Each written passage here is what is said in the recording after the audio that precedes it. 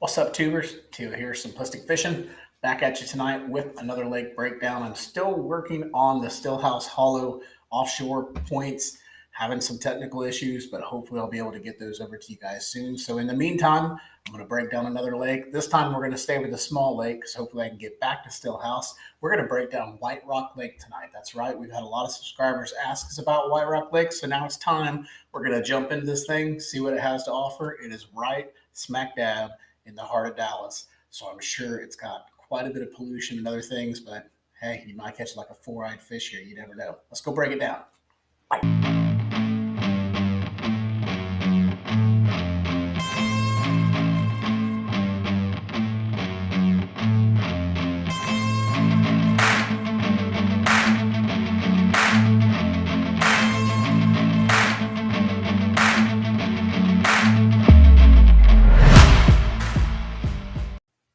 All right, so before we jump into any of the lakes and do any of the lake breakdowns, we always like to go out to the Fishing Parks and Wildlife page for Texas and just kind of see if we can get some information about the actual lake that we're breaking down. So as I mentioned in the introduction, we're going to break down White Rock Lake. This is a very small lake located in Dallas. There's rumors that it's a gross lake, it's a dirty lake.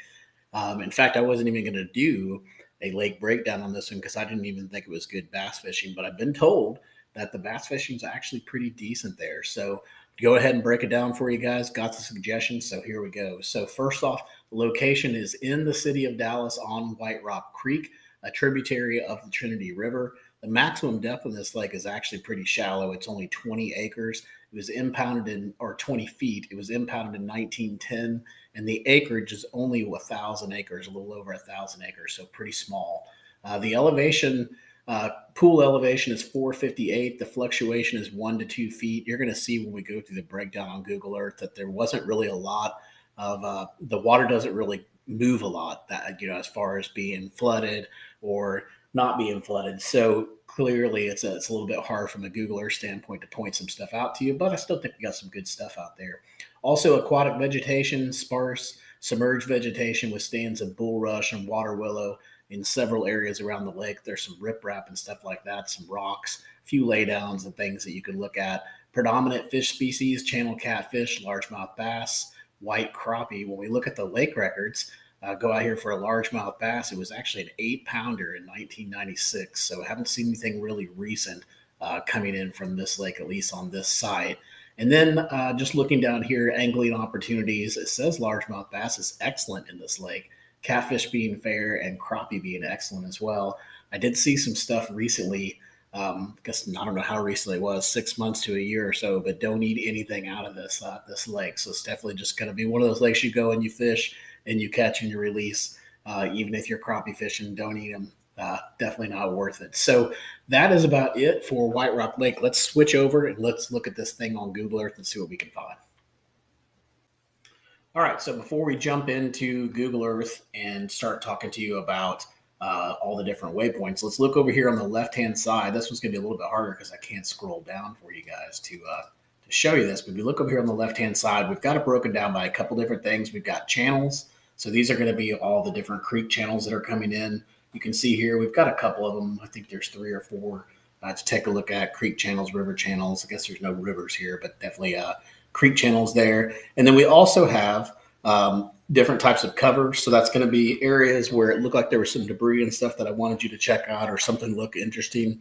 There's also several different areas where we have some laydowns, especially up on the northern side, and then some trees to take a look at as well.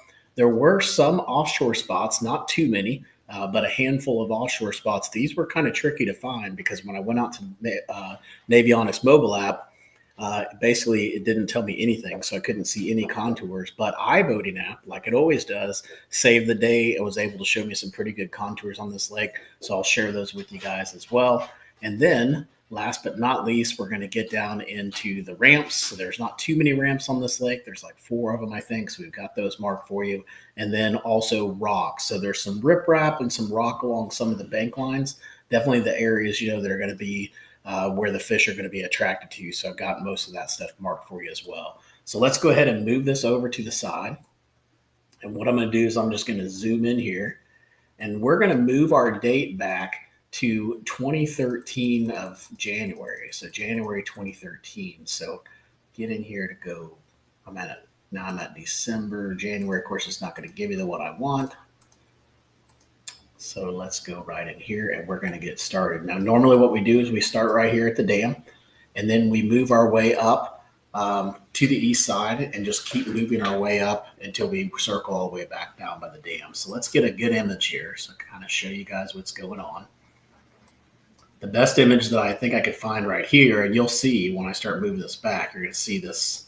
This says 5 of 13. I actually had it showing January of 13 last time, but we'll go with May of 13. So right here, definitely you have some rock and some possible debris that's here. When I move the water up, I can't see this debris, so I don't know if it's here or not, but definitely a good area to fish around. I don't know how close they'll let you get to the spillway, but if you can get up around it here, definitely would be a good area to take a look at. And that's going to be down there right at the edge of the spillway. Now, as you move up, there is rock all along this bank line, so this would be a good bank line to either fish more at a 45-degree angle or just more get up parallel to it, depending on the type of season. So you definitely want to check that out. We're going to talk about this offshore spot. There's a little hump there that you guys definitely want to take a look at. Now, all along of this bank line, there really wasn't much to show you guys or to mark. You can see there is rock along some of this bank line, some of these areas, so you can see a little bit of it. But, I don't know how far out that goes into the water. Obviously, if that's the case, then you pretty much got rock all along the bank line on both sides of this lake. But the really deeper stuff, the stuff that really stuck out, I went ahead and marked for you, but you could pretty much just run that rock from down here at the spillway all the way up here to at least this ramp, because it looks like you got that riprap and that junk all along the seawall there, all the way through there. In fact, it continues on up as you go around this point as well. Now, when we get back in here, we do have a nice little creek channel back here. For some reason, my creek channel is white and it should be green. So I'll fix that real quick and make that stand out a little bit more. Now, you can't really go up here in this creek channel, and I guess you could if you're on a kayak or something like that. But you can't really get up there and position yourself well in that creek channel because it looks like it's going to be fairly small. But fishing around the front edges of it is always a good area to take a look at. So I would fish right up here around these areas, these little openings, these little cut-ins. Also down here, you've got something, I don't know if this is just a dig out or an old creek or spillway out of the neighborhood, what's going on, but right through in here, maybe checking in here and see if you have anything hanging out in there, right around that Pelican Point area. Now, again, you've got that rock all along the seawalls, so you could work on that rock. And then you've got a ramp that's back here by this little marina area. Lots of sailboats and stuff like that. Another ramp right in here that you could take a look at. You guys have watched any of my lake breakdowns before, you know that ramps are a really good pattern to run. So you can definitely run the ramp pattern on this one. You've got more rocks all along these shorelines. You've got some laydowns up here as well. The rock's getting a little bit heavier, so you'll notice that I put a lot more icons saying that there's rock up here. There's also some debris right in this area, and then you've got a creek channel that runs straight through here. This is going to be your White Rock Creek, so this is going to be a good area to fish around right in here where that output's coming out from that creek. And then you could also get up in the creek and fish around the creek. There's some areas in there that look to be somewhat promising, like right here, where clearly you have like another creek that's coming in. So that little area right in there would be good. Over here where it splits out off the edges of these points can be good as well. And really just flipping all up in there and just seeing what you can find. Now, right now with the water being down, I don't know what that's going to look like, but definitely if the water's up, you definitely want to do that. Now, moving on down through here, you've got some laydowns along this bank line. So maybe not as much rock, but quite a few laydowns. You do have a little bit of rock in here. And as I move back here, you've got some more laydowns. And then up here, if you zoom in really quickly, you might not be able to see it on this image, but what I'm going to do is I'm going to move this back and hopefully we'll be able to see it. There are some laydowns in here. There's two of them, two pretty decent sized laydowns. Hopefully I can get them to show up. Here we go. 2017 will show them to us. So 2017, if you look at that image, you've got some pretty good laydowns that are right there. Now, hopefully they're still there, but definitely take a look at those. Those look like they could definitely hold several fish. You've got some more rock that's down through here, some more laydowns coming down through here. And then this area right here, zoom back out and kind of show you where I'm at. I've kind of moved up along now I'm over here on the west side. But you've got a little creek that runs through this neighborhood. And so right in this area is going to be a really good area to try to find some fish. There's going to be a lot more oxygen there, all kinds of good stuff. So focusing in around this area can be a very good area to find some fish. Moving on down, you kind of have the same type bank line. Now, right in here, I wanted you to check this because this looks like it's I don't want to keep moving the tines back and forth, but it looks like there's some stick ups or maybe a lay down right there or something. So go ahead and check that spot for sure. And of course, we've got the offshore spot that we'll talk about here in a minute. We move around the point there. We get down here. We've got some more rock that's right along this bank line right in here. You can see there's a little bit there. There's a little bit in here, and there could be some all along that bank line. It looks like it's kind of covered up a little bit, but especially right in there, it's exposed, and it's exposed right here. Another offshore spot we'll talk about. We've got the ramp that's back here.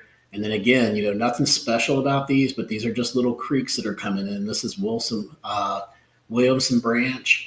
And I don't know what this one was here or if it even had a name, but basically these spots right here around the openings of these are going to be good areas to go fish around, right in there and right in there. Those are going to be good spots. Those offshore spots that are close to those creeks coming in, those are always going to be good spots as well. So we'll talk about those.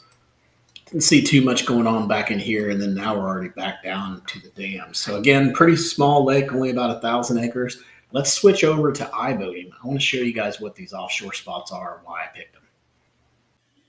All right, so I switched over to iBoating. iBoating is something I don't use very often, but a lot of times on these smaller lakes, I have to use the iBoating app in order to be able to see the contour line. So as I mentioned, usually, I use Navionics mobile app, but if you go out to the Navionics mobile app, it's actually it's like one contour for the entire lake, so it doesn't give you anything. So what I've done here is I've done a little comparison. So if you look over here to the right, this is what we were looking at on Google Earth.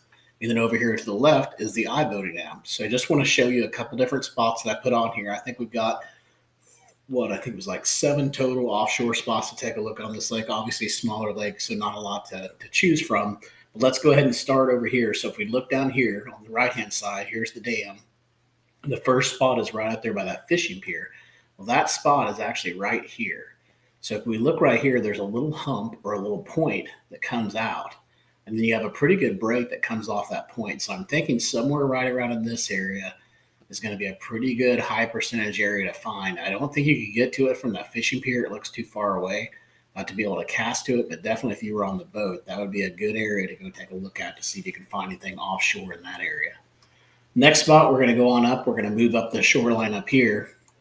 You're going to notice when I come up here that there's a little spot right here where you have a little bit of a flat. So I don't know what's going on right in this area that's causing this, but this little flat tabletop with a nice little break here, it goes from 7 foot to about 12 foot. You've got some sort of a ledge or something going on right here in this area. And so again, if you look over here on the right, it's marked right there, but this is what it looks like from a contour perspective. Then moving up the lake, I didn't see too much up this side. Now, one area that you may want to take a look at would be like right in here, where the flat kind of stops and it breaks off into the deeper water. So maybe like right there, right in that spot, could be a good spot to look at, but I didn't mark it because there's just not enough breaks there or anything like that to really make it stand out. Now, when we move on up the lake, though, we get up here, we see this little hump. So over here on the right side, this is where it's marked right here. But there, it's not actually a hump. It's actually like a big, deep hole that's out here. But it goes from 6 feet to about 12 feet. And so you can see there's something going on right in here. I don't know if this is an old well or what it is, but I would definitely go out there and search around there and see if you can find anything in that area. That should be a pretty high percentage spot. And then as we move down around the bank line, we're going to see right here, right where that road comes in, there's another spot. Well, if you come over here, here's that road. And this is the spot that I wanted you guys to look at. So you can see here, we've got some pretty good contours. May have a little bit of a ledge there. It looks like 4 feet down to about 14 feet really quick right there in that spot right there, right where I marked it over here on this side. And then if we move on down just a little bit, you'll see another one over here on the right. So we match that up over here to the left side. Again, it's going to be right in here. So this spot right in here looks like it could be interesting. I don't know what's going on here, but notice how tight those contours get. And it's a pretty, coming off of a flat, so pretty nice little break right there. So definitely would want to go look at that spot as well. And then we're going to zoom back a little bit. Our next spot, if we go over here to the right side, it's going to be right there. So we'll come over here to this side. That's going to be right here. And you'll notice all these contours again. Now this looks like it could be either two ponds. I'm not sure what it is. There's something going on right in here as well, but just some really good contours. I would scan that whole entire area. And if you can't scan, obviously just fish around this entire area, because I think that is going to be a really good spot for you to go check out. And then last but not least, we have one more spot to look at. I didn't see this out here earlier, so I probably should have marked this one too, but maybe a little hump here. That one's really small, but maybe go check that one out. But this one right here, for sure, this big hump out here looks really good. So I guarantee it's probably a community spot out there on the lake, but I went ahead and marked it for you. It's right here, so you guys can have that out there as well. And so that really covers us for all of the waypoints for White Rock Lake. As I mentioned, we'll have all those offshore ones, plus we'll have all the other ones we just talked about for the Google Earth, all available on simplisticfishing.com. All you got to do is just go out there, check it out, pick the lake that you want, pick the graph that you use, and I'll ship you the SD card, and you can just plug it right into your graph, or you can have me email you the digital files. You can create your own SD card. So either way, we can get all these points on your graphs pretty quickly. So make sure to go check us out, simplisticfishing.com. And until next time, guys, I hope you catch your PB. Take it easy.